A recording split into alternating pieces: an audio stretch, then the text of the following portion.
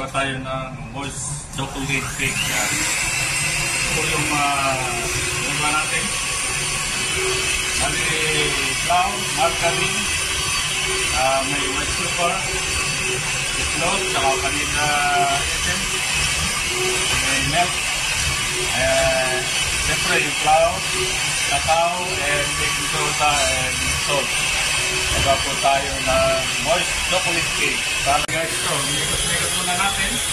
Ito po yung kasama sa natin, sa vlog natin yung Danish Tamis Bake Shop. Guys, nilagay po natin sa food pan.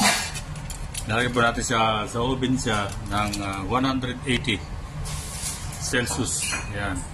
For almost 45 to 1 hour po. Yan, guys. Alright.